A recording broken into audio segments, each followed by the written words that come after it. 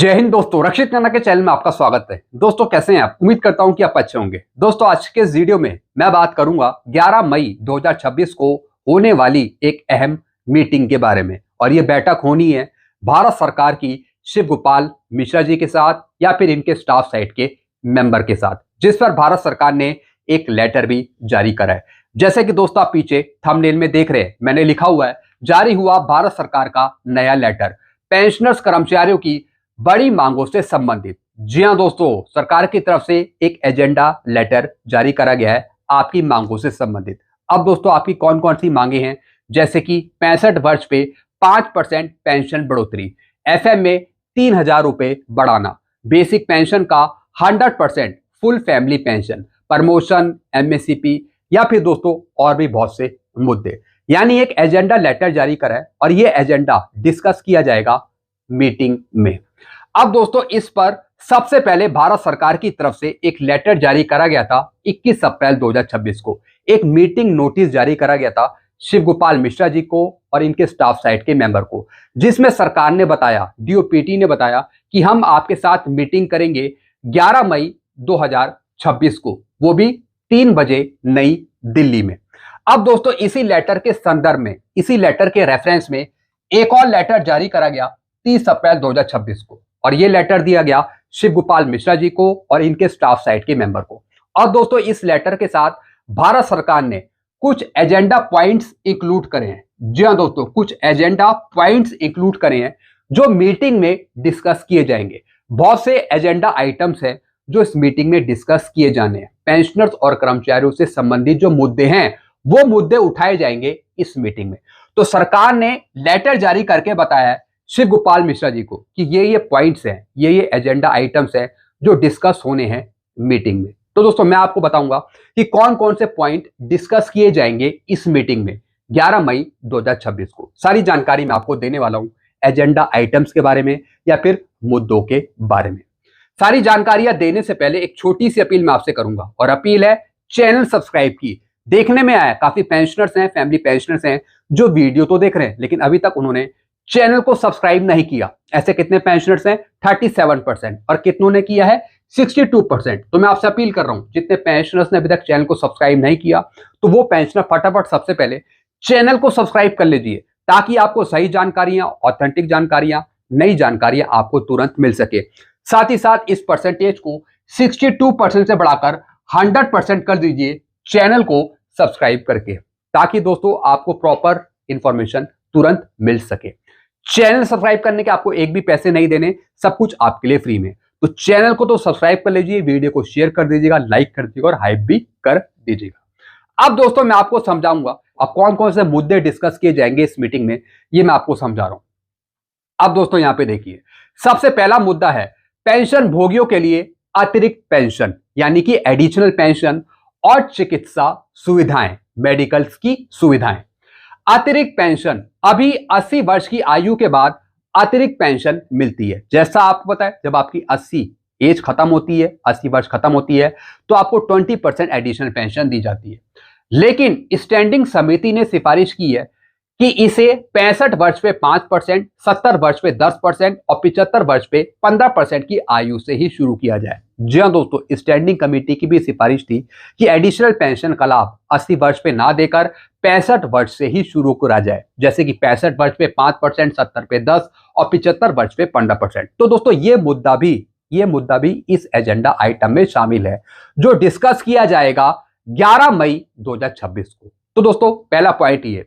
फिर अगला point, medical भत्ता, वर्तमान में 1,000 रुपए के मासिक चिकित्सा भत्ते को बढ़ाकर 3,000 रुपए करने और जिला स्तर पे सीजीएचएस केंद्र खोलने की मांग की है। जी हां दोस्तों, यह मुद्दा भी शामिल है इस एजेंडा में कि जो आपको फिक्स मेडिकल अलाउंस का पैसा 1,000 रुपए दिया जाता है, तो इसे बढ़ाकर 3,000 रुपए किया जाए।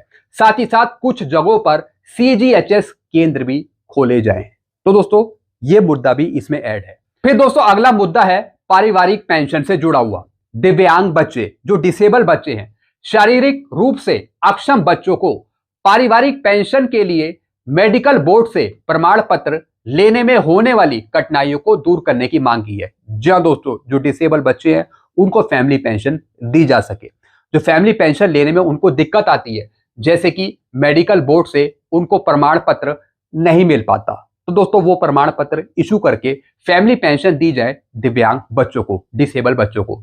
फिर विधवा बहू, परिवार की परिभाषा में बदलाव कर विधवा आश्रित बहू को भी पारिवारिक पेंशन के दायरे में लाने की मांग करी है। जी हाँ दोस्तों, यानी कि दोस्तों जो विधवा बहू है उसको भी फैमिली पेंशन दी जाए। फिर पूरी पेंशन की मांग करी है। मांग की गई है कि पारिवारिक पेंशन कर्मचारी की आखिरी पेंशन के 100% पूरी राशि के बराबर होनी चाहिए। जी हाँ दोस्तों, यानी कि जो फैमिली पेंशन दी जाती है वो नॉर्मल फैमिली पेंशन हो जाती है, यानी कि कम मिलने लगती है 7 साल बाद या फिर पेंशनर की डेथ के 67 ईयर्स, दोनों में से दो भी पहले हो। तो दोस्तों ये डिमांड करी गई है कि फैमिली पेंशन को कम ना करा जाए, पूरी पेंशन दी जाए। जैसे कि बेसिक पे का 30% फैमिली पेंशन मिलती है तो 30 ना हो, जितनी पेंशनर्स को खुद दी जा रही है तो वही पेंशन पत्नी को भी दी जाए, वाइफ को भी दी जाए। तो दोस्तों ये डिमांड भी इस एजेंडा आइटम्स में शामिल है। फिर दोस्तों अनुकंपा नियुक्ति, कंपेंशनेट अपॉइंटमेंट, सरकारी विभागों में अनुकंपा नियुक्ति पर लगी 5% की सीमा सीलिंग को हटाने की मांग करी है, ताकि मृतक कर्मचारियों के परिवार को राहत मिल सके। तो दोस्तों अनुकंपा नियुक्ति के संबंध में भी यहाँ पे डिमांड रखी गई है इस एजेंडा आइटम में, यानी 5% की जो सीमा है, सीलिंग है, उसको हटाने की मांग करी है, ताकि ज्यादा से ज्यादा अनुकंपा नियुक्ति मिल पाए। फिर दोस्तों शिक्षा और मातृत्व लाभ, शिक्षा भत्ता CEA, तो दोस्तों इसके संबंध में भी ये मांग रखी है। नई शिक्षा नीति के कारण 6 साल से कम उम्र के बच्चों को पहली कक्षा में प्रवेश और भत्ते मिलने में आ रही दिक्कतों को दूर करने की मांग करी है CEA के संबंध में।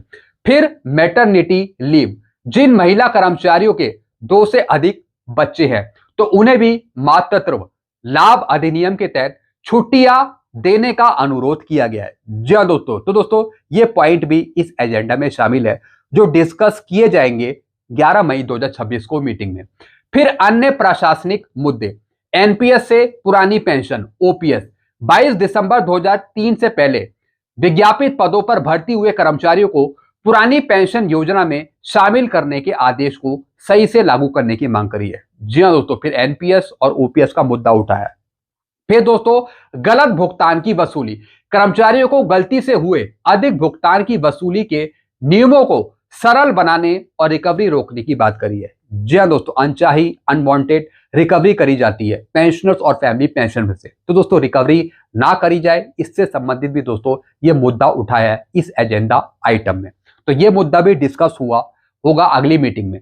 फिर पे फिक्सेशन, MACP, प्रमोशन और MACP मिलने पर वेतन निर्धारण, पे फिक्सेशन में होने वाली विसंगति को दूर करने की मांग करी है। जी हाँ दोस्तों, MACP के कुछ रूल्स चेंज करे जाएं, प्रमोशन के कुछ रूल्स चेंज करे जाएं, तो दोस्तों ये मुद्दा भी रखा है इस एजेंडा आइटम में।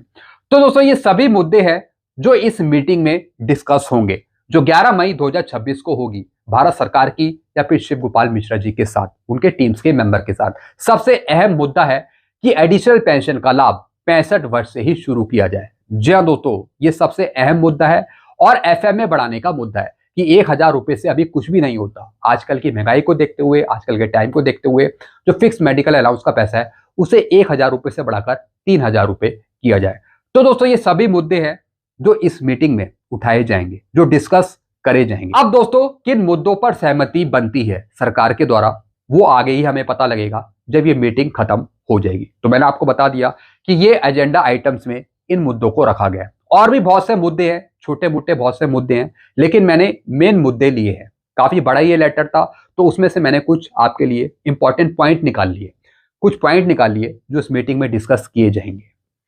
तो दोस्तों ये कुछ जानकारियां थी जो मैंने आपको समझाई है, एजेंडा पॉइंट्स हैं जो डिस्कस किए जाएंगे मीटिंग में, जो अगली मीटिंग होगी।